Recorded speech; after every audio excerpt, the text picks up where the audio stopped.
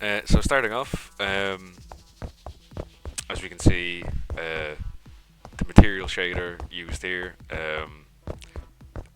kind of has that computerized Tron feel to it. A big inspiration was the Metal Gear Solid 2 virtual missions, which are all in this digital world, and they're very focused on gameplay rather than any sort of like story elements or anything like that. And that it was picked because of the game, but then also looped back to inform the gameplay itself. So the type of game, the type of gameplay that we have, it's very platform based, very skill based. As you can see in the top right corner, we have a timer as well. Um, so this is kind of like a time attack score based system. Just to point out here, we also have a green light. I didn't add in any light fixtures. A lot of the inspirations that we have, like Ghost Runner, Hotline Miami, even or Super Mario Sunshine, they all have levels that are all they're geometric, but fit the purpose. You know, the focus is on the gameplay rather than anything more than that. And I thought with the focus being on players learning and getting better and their own skill and speed through the level, that was a pretty good fit of aesthetics and gameplay coming together. Um, so I wanted to reduce any sort of clutter or anything that would take away from that. Assets I thought should be kept to a minimum, and the ones that are there shouldn't be the focus. The focus is the gameplay and getting through the level and stuff like that. So just on this platform here, we have our first tutorial cube.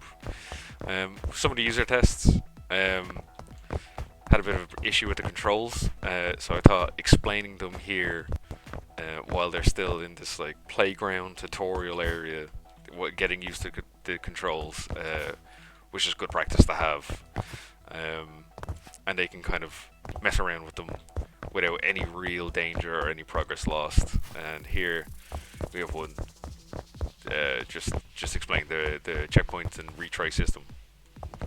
And just as we pick up our first checkpoints, we can see the score on our top left went from 0 to 5.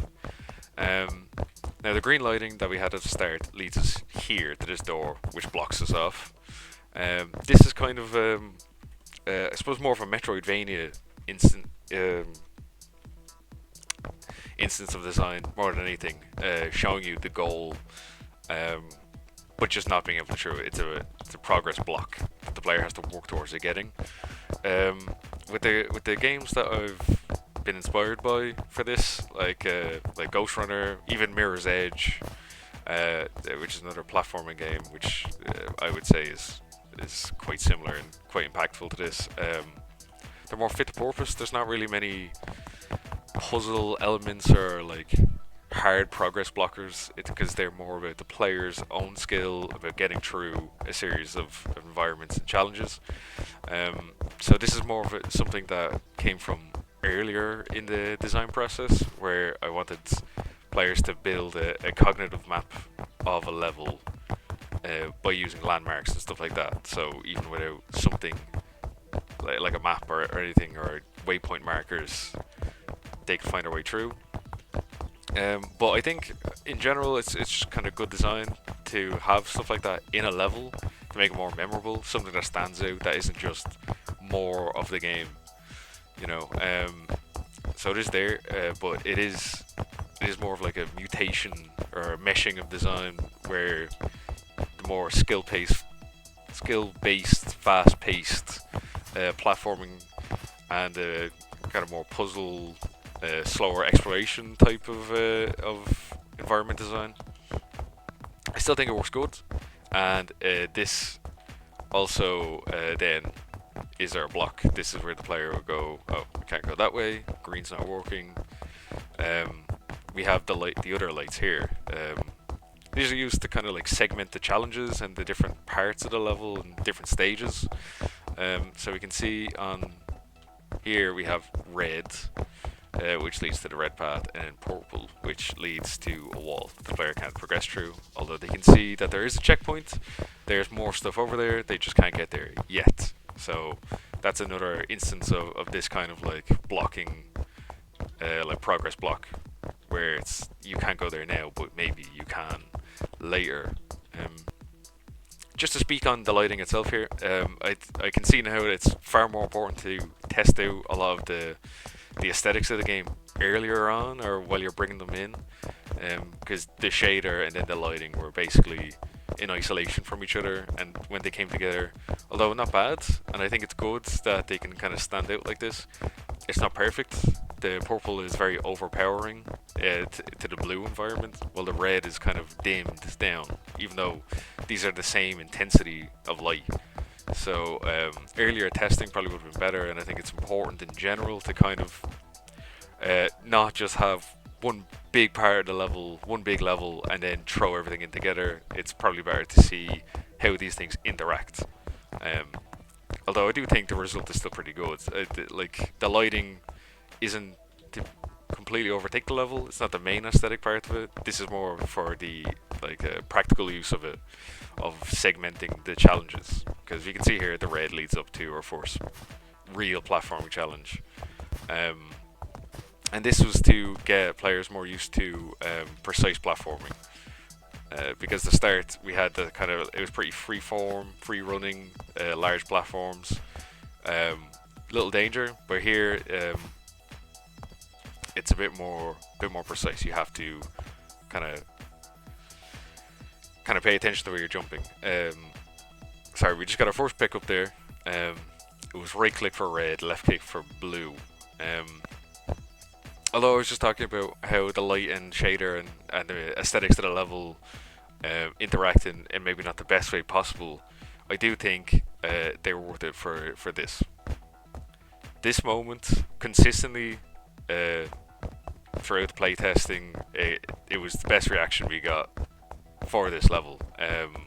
Just that change, that complete shift that you have, kind of left an impression more than anything else in the level. So I'm quite happy with that, even if it's not overall perfect. The whole mechanic itself was kind of brought on from, it's a single level from Titanfall 2, where the player shifts between a past version of the level and the present while they're platforming. So when they switch over, a platform is in a place that it wasn't in the other level state. And then there's another level exactly like that, actually, just less platforming based in Dishonored 2 as well. Very different games. Dishonored would probably be the more apt comparison, but both for that kind of one level, but it's actually two levels type of design. This is again another thing where in earlier stages there was more stuff like that. There was more levels to even switch through and more changes, but with the gameplay being what it is, this time-based thing where the player is learning their mechanics and how they can use it to get through the level faster and stuff like that. The more complex level was just really clashing with that.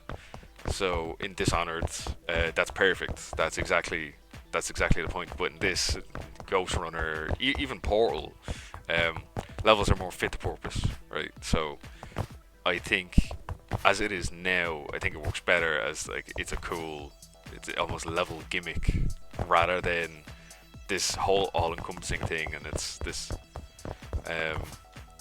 all-consuming part of the level. But anyway, moving further on, we're on to our next part. So this section is the first test, really, where we can see that we have a mixture of smaller platforms and the bigger ones, and precise and imprecise jumping. I wanted to show off, in the user testing there was a comment about platforming being unforgiving, and the player has to basically walk everywhere because otherwise they just can't make it. But I suppose with only one playthrough per tester, that was a bit of a flaw to have, because the main idea is that the player gets better as they go on. So as you can see, there's actually like there's skips built into the game itself. It's not just a linear. You have to follow this exact path, or you're just not going to make it. It's about being more comfortable with the controls and improving with your own exploration of the level. Um, and yeah, that was from the written part of the user testing. The actual gameplay part, you can see there was gives us very different results. Not very different, but a different type of results where you can see how people actually play through the game itself. I sat in on most of them, but some of them were just recorded while I wasn't there, um, and both of them were quite valuable to have. Both give you an idea of how the player experiences the level, how they're actually moving through it as they play it. If you're when you're sitting in, I feel like there's probably more pressure on them. How they react and how they play is going to be different to when they're just in their own time playing through it. So I think the recordings have that advantage where you can kind of see someone in the wild almost playing through it, but you also have the least amount of actual feedback from the person. So all are good. I would say mixture is probably the best way to go for a more all-round experience or all-round feedback.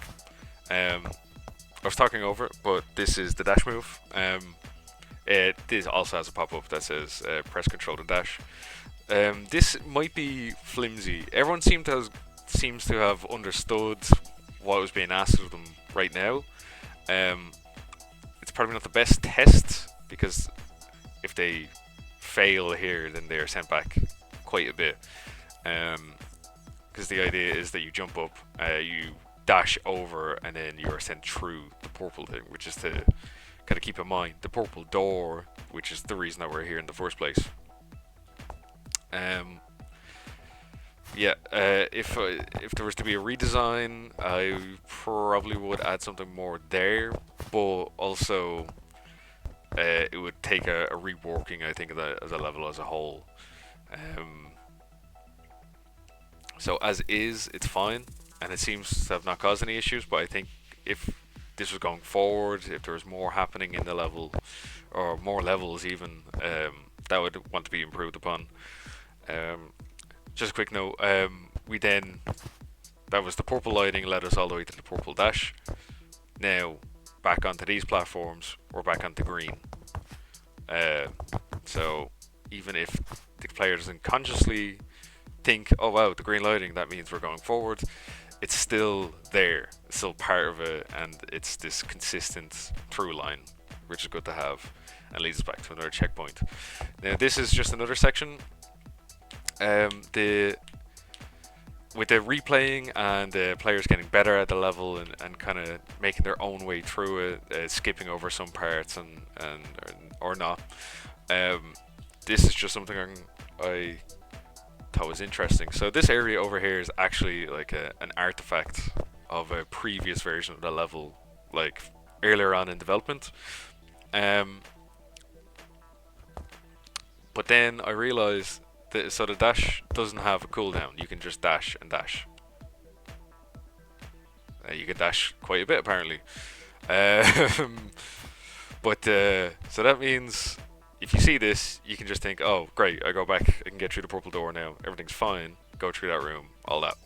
Or maybe if it's your second or a third playthrough, you can think, oh wait, hang on, I can just skip it altogether, and that has led us to get a faster time.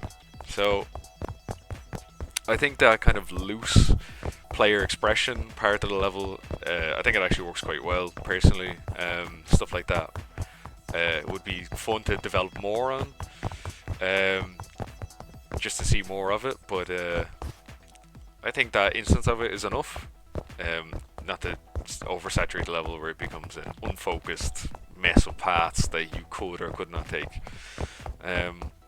So yeah, purple door, we get through into the laser room. The aesthetics of these had to change twice. First, because there was a conflict in the Unity itself.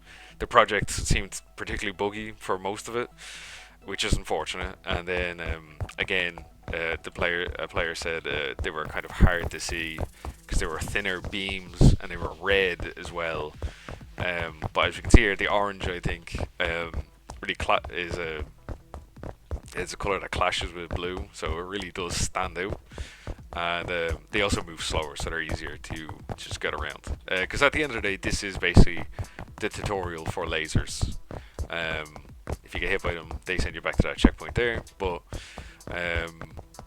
yeah, we don't want to be too taxing when introducing a mechanic. It should be you get taught it, and then it's used in conjunction with other things to make it more difficult. But that leads us on to the last section of the level. This is just kind of bringing everything together. The kind of crescendo of the level, where now the player knows the mechanics that they have, they know the tools that they can use, and they understand how the level works. Just a few things I wanted to mention. The aesthetics changed of the level completely. Originally, everything was transparent, and there was this animated skybox to make a digital matrix code flowing down look to it. But very early user testing, like informal user testing, really, it was genuinely hurting the eyes of the testers. So that's when we got moved on to this like Tron grid-based look for everything. So I'm glad for that, because I think it worked out better this way. But that's just another good use of user testing. You get so used to how the level looks and how it operates and all that, that you can kind of forget, like, that you can kind of become blind to, of some of the huge flaws it can have. Yeah, and so we're just finishing a level off. These two platforms. So the checkpoint was there, so there's not much progress to lose. This is the last bit of information you really get from the level, and it might be a bit of a leap. Everyone seemed to have gotten it when they were playing through it, but it's not ideal. But this is to show that you can dash more than once. There's no cooldown. Stuff like that. It was difficult to try and balance over explaining something by like sitting the player down with a big text scroll that says you can dash more than once and use this to clear huge gaps. Because it's just not using the medium very well to express stuff like that, but also it completely kills the flow of the level. So it wasn't too big of a hurdle for anyone that played, but it is maybe a bit of a rougher edge than some of the other examples that we've had so far. But anyway, we've made it to the end. We've gotten our last checkpoint, and we finished. Obviously, at 18 minutes, it's the lowest rank that we got. But this is another thing to kind of enforce the whole point of the level, that retrying it, you can try again and maybe go for a better time this time. So yeah, that was the last thing to show. Anyway, thanks very much.